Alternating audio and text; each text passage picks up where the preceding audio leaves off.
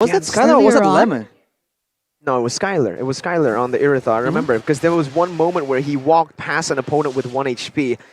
I think it was Aura, yeah, against Aura, when Aura was able to actually 2-0 RRQ. So back at it again, ladies and gentlemen, coming into the land of Dawn on eSports versus RRQ Hoshi for the Royal Derby. I was saying earlier, RRQ Hoshi has very good picks, very good comfort heroes on their side, but 3 of those heroes are late game heroes, and on eSports, they are going for that double roam strategy. So they are going to be very proactive in ensuring that RRQ Hoshi gets shut down. And against a Kadita, against a Grok, I wonder how well can Vin actually pressure.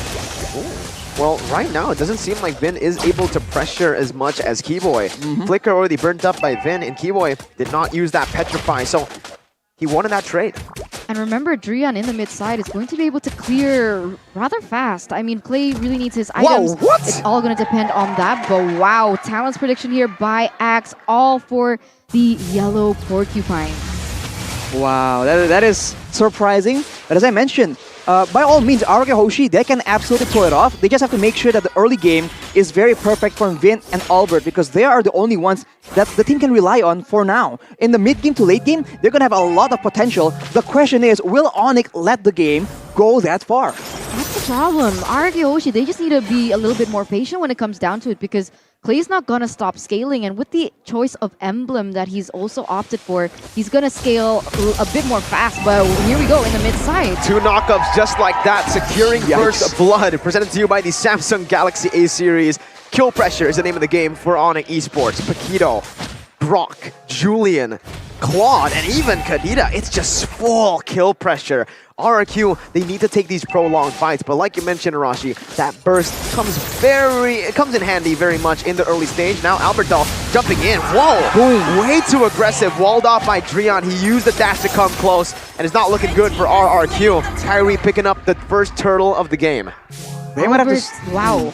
Yeah, Albert gets bursted down here. It was incredible to see. And even in the top side, while all that was happening, we see Skylar having a really hard time going against CW now that he has already obtained that Blazing Duet. So when it comes down to it, so far CW has not yet been able to be shut down. So they're winning all their lanes on eSports with a 1,000 gold lead.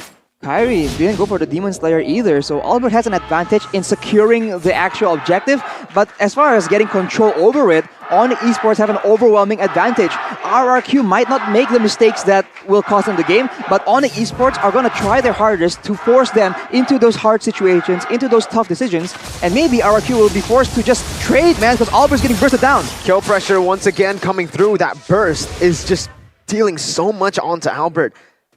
It's a good draft by Onic Esports right now for that early game control, but they need to stay on it right now, all right? If they let go just a little bit and RRQ are able to equalize that goal lead, Onic Esports might be in some trouble because then RRQ can actually stall the game. You're right, RRQ Hoshi, they just need to play the opposite side of the map, I feel. Whenever they see a neutral objective happen, they should know that Onic Esports are going to be on that as soon as possible. They want to take the early game, and that's where they're going. So RRQ Hoshi, when those things happen, they can go for the trades. They can go in for the top side, perhaps pressure CW, now that he's been quite free to farm there in the top side. The issue later on will be that in Onic Esports, Keyboy on the Kadita, that is a very scary situation for RRQ Hoshi, considering they have 2 late-game squishy backline members, and Skylar gets jumped on. Oh, but Keyboy's there to help him out. Heavy spin, though, by Albert, pinning Kyrie down, and CW jumps into the backside, dealing a lot of damage, and Drian comes in with a wild charge, 4-0 out of nowhere! What the heck was that? Super aggressive by Onic Esports, kind of unexpected with the way that Drian and Keyboy are playing. I thought that this would be more balanced, but no. Onic Esports, they're going full aggressive, picking off Skylar, already 0-1-0 with a 3,000 gold lead. R7 here seems to be opening up the vision of the map, but he might get bursted down with the way the damage is ensuing. Onic Esports, this is exactly how they need to be playing the game. They have the sense of urgency. They know in the late game, Cecilian and Iritel, with the coverage coming in from the Franco, Esmeralda, and from the Akai as well, that is way too much for them to deal with. So they take advantage of the early game, and now they are forcing RRQ Hoshi into fights. They are going for dives. They are doing whatever they can to ensure that RRQ Hoshi stays down. Wow! How do you counter a Franco? Well, if you don't let him get hooks at all, I guess that's Franco kind of useless. 0 hooks so far, and the dual action from Drian and Keyboy is just so effective right now. Just like Axe. I guess they're using Axe. That is the Axe effect that you guys can also obtain for yourselves as Onic Esports pushing up the tempo once again, taking a structure there in the top side. As with this gold lead, Arashi, what have they been able to get? Boots with a Bloodlust Axe against such weak opponents, a weak heroes in the early game, that is very, very dangerous. He can out-sustain and survive from a lot of sticky situations. Keyboy, already with the penetration from the boots, as well as a Clock of Destiny, he is attempting to scale into a very scary carry in the late game, and he goes in again. Oh, nice Breath of the Ocean, and instantly the collapse comes in, even under the turret, as Albert is going to be taken down as well. CW going to be chain CC'd, but still able to find the kills. Kyrie goes mad into that back line, almost finding Skylar. R7 finally rotating to the mid lane as Boots is going to be able to punch him back. Onic Esports, this aggression is absolutely breathtaking, but in the midst of it all, R7 in a 2v1 might still be able to win this away. Goes in onto Boots, still chasing him down. I don't think Boots will be slain here. He has the cooldowns back up for his abilities. Both teams just disengage. Although that team fight was able to favor Onic Esports more with 3-2 traded back, RRQ Hoshi, they've started to learn about the team fight situation. They used Vin to try and inhibit CW from going too crazy with the Blazing Duet, and in the end, he was taken down. So they're starting to adapt now, and that's going to start being an issue if Onic Esports don't close this off as soon as possible.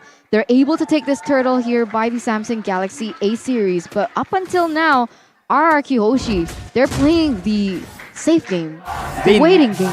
They need to be playing that safe game indeed. It's not ideal for Vin to be playing defensively, but at this point, he is forced to do so. At any moment, Keyboy can just come back in with the engage yet again, and with the follow-up, it's just way too much for them to deal with for now. Once they can get scaling, once they get some power spikes, they can attempt to orchestrate a comeback. We have seen this before, but now R7 is the main target.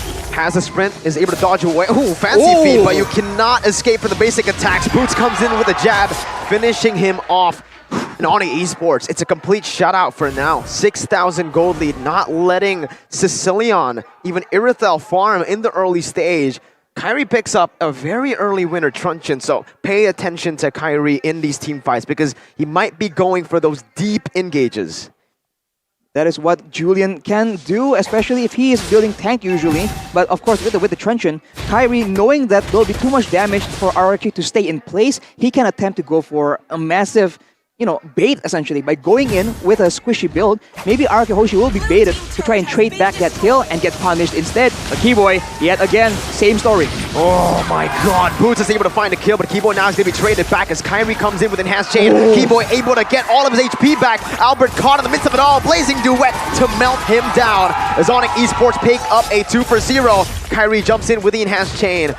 That's the aggression that the Winter Truncheon enables from Kyrie's itemization. Man, that was so unfortunate for RRQ Hoshi. At least they could have gotten a trade, but instead they were baited out and Albert was the one to go down. And in response to that, Onic Esports quick to take all the jungles away from RRQ Hoshi, even taking away that orange buff as well.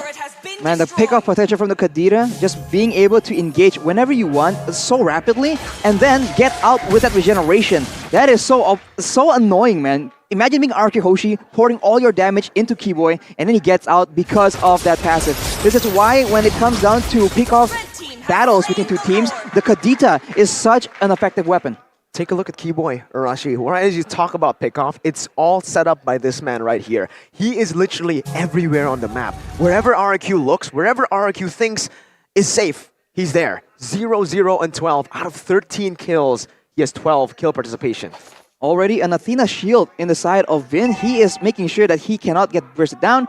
But with the assistance of Kyrie, I think that still is enough damage to burst through the Franco. Right now, they just need to catch up and, I don't know, survive, because later on they will have a chance to come back. But, it's looking very difficult right now. 10,000, 11,000 gold lead here, Rashi and Mirko, and that Lord is going to be marching there in that bottom side.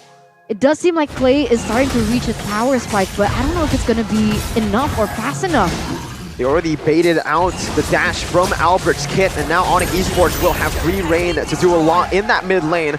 Top side pushing in still. Lord going to be taken down, but with that first Lord, it's incredible value. Ooh. Franco, Finn, almost getting that crucial hook. One hook can change the course of the game here. Conceal was used, and again, they aren't really able to find anything right after that. Onic eSports are just looking for that bottom side, and Hashade finding CW, who's going to get picked off. Again, Onic eSports looking for the base, getting the second base turret. Absolute demolition from the side of Onic, as Enhanced Chain once again connects onto Albert, but Onic stay disciplined, they back off.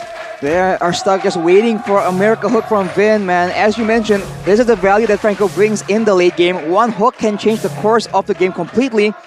But at this point, Onic eSports, they're so neat with it. They're making sure that nobody is in the front line. Nobody important that needs to be picked up by RRQ Hoshi is in the front lines. So it's just so difficult, and Vin isn't having any opportunities. Oh my god, they actually go on to Vin. CW able to outplay Vin. 1-for-0 already, losing to Franco here as the mini waves will keep on pushing through. Kyrie jumping on the R7 with Enhanced Chain as well. They completely just burst him down, taking the final base turret. Imagine this. Enhanced Chain once again. Albert jumps in with a heavy spin, coming on to Kyrie, pinning him down, but a Winter Truncheon will not be popped. There you go, he comes in as Boots is able to zone the other members away. Kyrie finds the immortality. They are able to clear out the waves. My goodness! Complete destruction.